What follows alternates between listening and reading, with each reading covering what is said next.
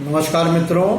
मैं Akhilendra Kumar, post deputy commissioner एवं joint director दिव्यांगजन सशक्तिकरण विभाग उत्तर प्रदेश लखनऊ। आपके बीच में मैं आज पुनः हाजिर हूं और जैसा कि मैंने पिछले बृहस्पतिवार को अपने एपिसोड में विभिन्न जो नई विकलांगताएं बताई गई हमारे right to persons with disability act में, उन पर मैंने आपसे चर्चा की थी। विशेषकर उन नई विकलांगताओं के संबंध में जो चर्चा करने का उद्देश्य था, क्योंकि ये जो नई विकलांगताएं हैं जैसे sickle cell disease, thalassaemia, haemophilia, Parkinson disease, multiple sclerosis और लर्निंग डिसेबिलिटीज़, अमूमन आमतौर पर जनमानस को इन नई विकलांगताओं के संबंध में जानकारी नहीं है। तो ये उस दिन मैंने आपसे इन पर चर्चा की थी और आज मैं आपसे शेष जो रह गई थी नई विकलांगताएं, उन पर आज चर्चा मैं करूँगा। तो सबसे पहले मैं मस्कुलर डिस्ट्रॉफी के संबंध में आपसे चर्चा करूँगा कि मस्कुलर डिस्ट्रॉफी जो है वो किस प्रकार की विकलांगता है और ये हमारे right to person with disabilities act में नई विकलांगता के रूप में जोड़ी गई है। ऐसे तमाम हमारे लोग थे दिव्यांगजन जिनका मस्कुलर डिस्ट्रॉफी होने के बाद भी उनका विकलांगता सर्टिफिकेट नहीं बन पाता था, परंतु अब इसको विकलांगता के श्रेणी में मान लिया गया है और नए एक्ट के अंतर्गत इसका निर्धारण किया गया है। इसमें होता यह है मस्कुलर डिस्ट्रॉफी में कि मांसपेशियों के संबंध में जो बीमारी है उससे शरीर की जो गतिशीलता बनती है, शरीर जैसे हमारा गतिशील रहता है चलने फिरने के लिए, जो अंदर जो मांसपेशियां हैं उनमें जो ताकत है वो कमज़ोर हो जाती है और वो कमज़ोर होने से जो हमारी बोन्स हैं, जो स्केलेटल जो हमारा स्केलेटन है, मतलब बॉडी का जो पूरा एक स्केलेटन होता है जिसके ऊपर पूरा शरीर बना हुआ है, उनमें कमजोरी आ जाती है। प्रोटीन जो होता है बोन्स में वो कम हो जाता है और उसकी वजह से संतुलन बॉडी का खराब होने लगता है। आदमी चल नहीं पाता, गिर के चलने लगता है, उसको अचानक गिर जाता है और कई लोगों को आपने देखा होगा बत्तख जैसी चाल उनकी हो जाती है पैरों में कमजोरी के कारण, और इसी के साथ साथ उनकी पलकें आपको झुकी हुई दिखाई देंगी, पिंडली और पलकें भी प्रभावित देखेंगे आप। सांस में थोड़ी कठिनाई होती है, जनन ग्रंथियों में भी कठिनाई आ जाती है, प्रभावित हो जाती हैं, और मूत्राशय पर भी जो है वो हमारा कंट्रोल नहीं रहता है, ब्लैडर कंट्रोल बिगड़ जाता है। और आपने देखा होगा कई लोगों की रीढ़ की हड्डी और पीठ जो है थोड़ा सा कुबड़ापना सा निकला रहता है। तो ये मस्कुलर डिस्ट्रॉफी के जो मुख्य लक्षण थे वो मैंने आपको बताए, और अगर ऐसी चीज़ें हैं तो हमें वास्तव में चिकित्सीय सलाह लेने के बाद इसका समुचित जो जांच है वो करानी चाहिए, और उसके बाद यदि मुख्य चिकित्सा अधिकारी द्वारा इसका परीक्षण किया जाता है और 40% से ऊपर इसकी प्रभाव देखा गया है शरीर में, तो फंक्शनल लॉस देखा गया है, तो आपको एक इसका सर्टिफिकेट डिसेबिलिटी का जारी हो सकता है। इसके लिए सीएमओ का बोर्ड अधिकृत है। दूसरा, एक जो नई disability right to person disability act में नई विकलांगता जोड़ी गई है वो एसिड अटैक विक्टिम्स की जोड़ी गई है। आपने देखा होगा तमाम सारी दुर्घटनाएं और घटनाएं हमारे जनजीवन में समाज में होती रहती हैं। तमाम ऐसी जो है महिलाएं हैं, तमाम ऐसी लड़कियां हैं, कन्याएं हैं जिन पर कुछ लोग किसी कारणवश, चाहे वो उनके प्रेम व्यवहार के कारण हो या उनका जो और कुछ व्यक्तिगत कारण हो, तो उनके आपस में टकराव के कारण वो तेज़ाब की घटनाएं आपने देखा होगा फेंकने की अक्सर पेपर में भी आती रहती हैं, और समाज में ये सुनने को मिलता है कि फला आदमी ने फला लड़की के ऊपर तेज़ाब फेंक दिया। तेज़ाब फेंकना जो एक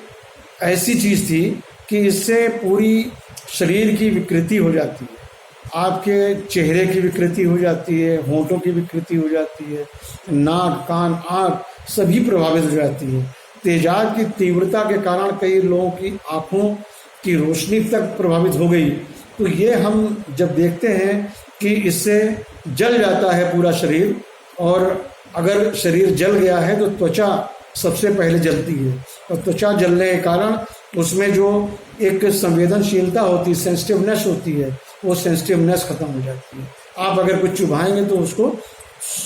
कुछ पता नहीं चलेगा, सुन्न टाइप का हो जाए। तो हमारा पूरा अगर एक बार शरीर जल गया है एसिड के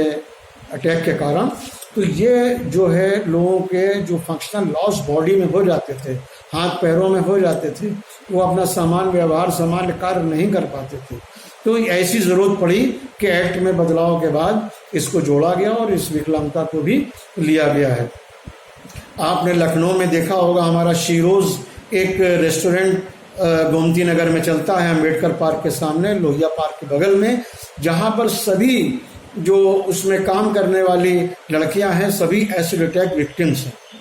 उनके ऊपर किसी न किसी ने तेज़ाब फेंका, और तेज़ाब के कारण उनकी जो दिव्यांगता उत्पन्न हुई, उसके चलते उन सब ने एक अपना खुद का एक रेस्टोरेंट शीरोज़ के नाम से बनाया है। और वहाँ पर आप देखेंगे कि सभी कार्य करने वाली जो वहाँ पर लड़कियाँ हैं, जो महिलाएं हैं, वो इससे अटैक से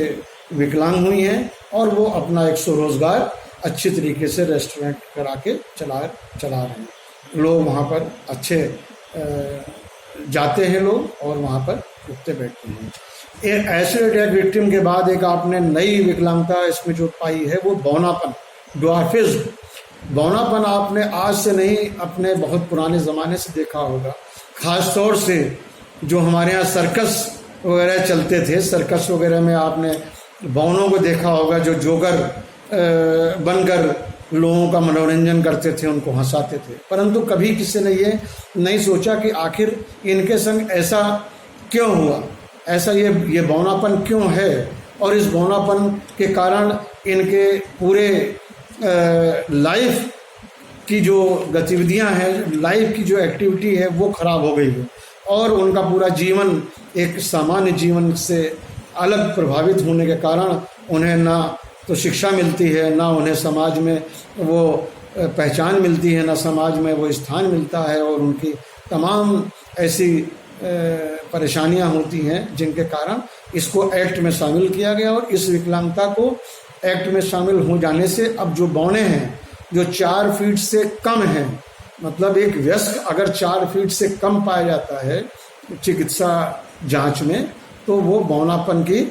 उसमें दृष्टि में आता है। तो ये टर्नर सिंड्रोम के कारण होता है, ग्रोथ हार्मोन्स की कमी के कारण होता है। हाथ पैर भी जो आपने देखे होंगे, हाथ और पैर छोटे हो जाते हैं, उंगलियां भी छोटी होती हैं, पंजे भी छोटे होते हैं, और इनके कारण होता क्या है कि पूरे जो आपकी शारीरिक संरचना है, जो बोन्स की संरचना है, उसमें डेवलपमेंट डिलेज, जो हमारी एक विकासात्मक बॉडी का जो विकास होता है, उसमें शुरुआत से ही विलम्ब होने लगता है, और शुरुआत से विलम्ब होने के कारण बॉडी पनप नहीं पाती। तो इसको हमने बौनापन इस तरीके से आपने विकलांगता को लिया है, क्योंकि शारीरिक विकृति के कारण ये विकलांगता में आ गया है। पहले ये लोकोमोटर डिसेबिलिटी में भी नहीं था, अब ये बौनापन एक अलग विकलांगता के रूप में जानी पहचानी गई है।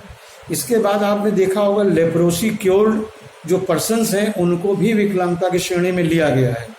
ये लेप्रोसी क्योर्ड पर्सन्स क्या है? जो कुष्ठ रोग से प्रभावित लोग हैं, जो कुष्ठ रोग से प्रभावित लोग पहले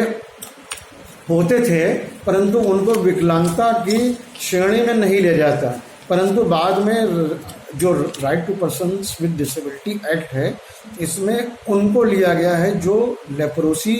बीमारी से क्योर हो चुके हैं। अब क्योर तो हो गए हैं, वो उनके अंदर जो लेप्रोसी का कीड़ा था, जो वायरस था, वो खत्म हो गया है। माइकोबैक्टीरियम लेप्री नाम का जो जीवाणु होता है वो बॉडी में रहता है, और उसके वजह से लेप्रोसी बनी रहती है। तो अगर हमने लेप्रोसी का सही इलाज कर लिया है समय से, और लेप्रोसी हम क्योर्ड हो गए हैं, पूरी तरीके से लेप्रोसी क्योर्ड हो जाता है शरीर, तो उस पर उसके जो जो लक्षण रह जाते हैं वो आपने देखा होगा, लोगों के हाथ पैर झड़ जाते हैं, पैरों की और हाथों की उंगलियां जो हैं वो बिल्कुल विकृत हो जाती हैं, इस टाइप की हो जाती हैं। आपने उंगलियां शून्य देखा होगा, केवल पंजा तक रह जाता है, हाथों के पंजे, पैरों के पंजे, नाक भी उनकी जो है विकृत हो जाती है, कान भी विकृत हो जाते हैं, यहाँ के भौं, आँख, मतलब चेहरे का जो एक उसका नेचुरल जो चेहरा था वो विकृत रूप से ले लेता है केवल लेप्रोसी की वजह से। तो जो लेप्रोसी क्योर्ड हो चुके हैं उनके अंदर अब भी लेप्रोसी की बीमारी नहीं है, कोई छुआछूत का उनके संग कुछ नहीं है, वो सब में उठ बैठ सकते हैं, परंतु उनकी शारीरिक संरचना कहीं ना कहीं प्रभावित हो गई है और उनका जो शारीरिक फंक्शनल लॉस है, जो उनकी डेली एक्टिविटीज़ ऑफ लिविंग हैं, जो उनके और तमाम सारे कार्य हैं वो प्रभावित होते हैं, उनके रोज़गार के, उनके पढ़ाई लिखाई के, उनके इलाज के, तमाम सारी जो है कठिनाइयाँ, समस्याओं को देखते हुए हम लेप्रोसी क्योर्ड पर्सन्स को विकलांगता की श्रेणी में सम्मिलित किया गया है और इससे इनका विकलांगता सर्टिफिकेट जारी होता है और इनको तमाम सारी सुविधाएं उसके बाद मिलती हैं, चाहे वो विकलांग पेंशन की हो और चाहे उनके घर की हो, चाहे उनकी शिक्षा की हो, रोज़गार की हो, ऐसी तमाम चीज़ें हैं। इसके बाद मैंने देखा कि एक नई विकलांगता और मेंटल इलनेस को जोड़ा गया है। मेंटल इलनेस जो है वो मेंटल डिसऑर्डर है, मानसिक स्वास्थ्य, मनोरोग, और मनोरोग को मानसिक रोग भी कहते हैं। ये अनुवांशिक भी होता है, शारीरिक जो विकार होते हैं, कई लोगों में डिप्रेशन पहले पैदा होता है, उनके ईगो को कहीं हर्ट हुआ है, कोई ऐसा ठेस पहुंची है शरीर में, किसी के अपने बहुत ही आत्मीय घर में किसी के बहुत ही नज़दीक था, बहुत ही स्नेह था और उसके अचानक मृत्यु हो जाने के कारण जो ठेस पहुंची दिमाग में, असंतुलन हो गया। ड्रग्स का बहुत ज़्यादा यूज़ करना, लिकर का बहुत ज़्यादा यूज़ करना और इसी तरीके से जो डिप्रेशन के बाद से जो कठिनाइयाँ आती हैं उनमें धीरे धीरे मानसिक रोग पनपता है, परंतु इसको लोग पहले पहचान नहीं पाते। मानसिक रोग बहुत हल्के हल्के वो हमारे मस्तिष्क में और शरीर में एंटर करता है, ऐसा प्रवेश करता है कि हमें कई बार पता नहीं चलता और अचानक फिर जो है वो चीज़ें सामने आने लगती हैं और इनके आ जाने से तमाम लोग आपने देखा हिस्टेरिकल हो जाते हैं, सिजोफ्रीनिया भी हो जाता है और इसका भी इलाज है और इलाज करने पर भी तमाम ऐसी चीज़ें देखी गई हैं कि एक निश्चित समय में वो आदमी बिल्कुल सामान्य हो जाता है उस मेंटल इलनेस से और सामान्य होने के बाद वो सब कार्य अपने पूर्व की भांति बिल्कुल सही तरीके से, नॉर्मल तरीके से कर सकता है, परंतु ये एक ऐसी अवस्था है कि ये आती जाती रहती है, बढ़ती घटती रहती है और कभी सामान्य भी होती है। तो इसलिए मेंटल इलनेस का भी जांच और चिकित्सा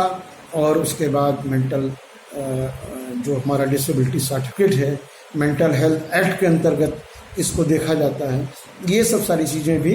देखी गई हैं और इसको भी हमने विकलांगता की श्रेणी में दिया है। और इसके अतिरिक्त, मेंटल इलनेस के अतिरिक्त, एक इंटेलेक्चुअल डिसेबिलिटी, बौद्धिक अक्षमता, जैसे मानसिक मंदता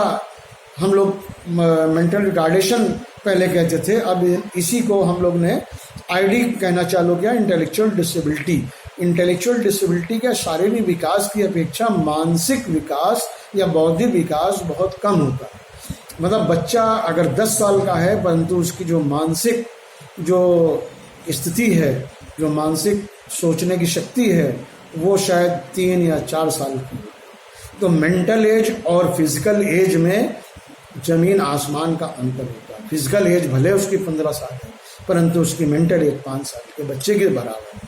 वो ऐसा व्यवहार करेगा जैसे कि 5 साल का बच्चा कर रहा है, तो उसको समान तो नहीं कहा जा सकता। और समान जब नहीं होगा तो उसके अंदर जो मंदता पैदा हो रही है, इंटेलेक्चुअल डिसेबिलिटी जो पैदा हो रही है, उससे उसकी कमज़ोर स्मरण शक्ति हो जाती है। उसके एज ग्रुप के जो बच्चे हैं वो उससे कहीं अधिक तेज हैं, कहीं अधिक पढ़ाई में काम करते हैं, ये नहीं कर पाता बच्चा।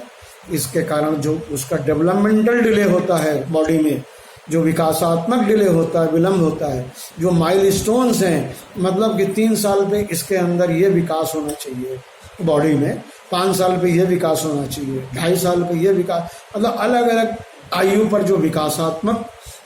लक्षण देखे गए हैं उनमें विलम्ब आपको देखने को मिलेगा। और इस विलम्ब के कारण जो उसकी एक्टिविटीज़ ऑफ डेली लिविंग है वो प्रभावित हो जाती हैं। एक्टिविटीज़ ऑफ डेली लिविंग का आपको मैं उदाहरण देता हूँ। जैसे बच्चा सो के उठता है सुबह, तो सबसे पहले क्या करता है कि पहले वो टॉयलेट जाता है, वॉशरूम जाता है, उसके बाद ब्रश करता है, ब्रश के बाद अपना हाथ मुंह धोता है, बाल वाल बनाता है, कपड़े अपने जो है वो चेंज करता है। तो इन बच्चों में ये सब habits, daily activities of daily living की वो प्रभावित हो जाती है। ना तो वो खुद अपना हाथ ब्रश कर सकता है, ना वो अपने बाल बना सकता है, ना वो अपना बटन लगा सकता है, ना कपड़े पहन सकता है, और यहाँ तक कि उसको अपना नाश्ता खाना पीने में भी कठिनाइयाँ पैदा होती हैं। तो उसके संग में उसकी माँ बाप, पेरेंट्स, अभिभावक को ये सब चीज़ें असिस्ट करने के लिए लगना पड़ता है और उसको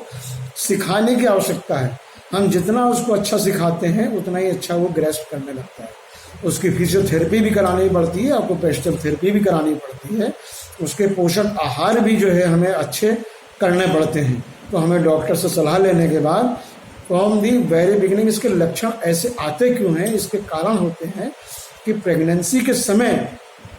आपने देखा होगा किसी महिला को दुर्घटना हो गई, या उसके पेट में चोट लग गई, या अनावश्यक दवाएं ऐसी दे दी गई तेज जो बच्चे के गर्भ के में जो पल रहा है उसके मस्तिष्क पर आघात पहुंचा। ऑक्सीजन में जो है पैदाइश के समय ऑक्सीजन की कमी हो गई, उसके मस्तिष्क नहीं पहुंच पाया, बच्चा रोया नहीं। आपने देखा होगा अक्सर बच्चा पैदा होने के बाद तुरंत रोता है, और नहीं रोता है तो उसको डॉक्टर्स, नर्सें वो चांटा मार के रुलाती हैं। परंतु अगर उसका रोना नहीं हुआ है तो समझ लीजिए कि उसके अंदर ऑक्सीजन दिमाग में नहीं गई, और एक क्षण भर के ये असावधानी में ही बच्चा जो है हमेशा के लिए मानसिक मंदित या इंटेलेक्चुअल डिसेबिलिटी से प्रभावित हो जाता है। और डाउन सिंड्रोम, रुबेला के कारण और हाइड्रोसिफेलिस, ये सब चीज़ें होती हैं। तो ये मैं ये इतनी आपको जो है आज की मैं ये दिव्यांगताएं जो नई थी वो बताई मैंने आपको। इसके बाद ऑटिज्म स्पेक्ट्रम डिसऑर्डर जो स्वप्राणता है, सुलीनता है,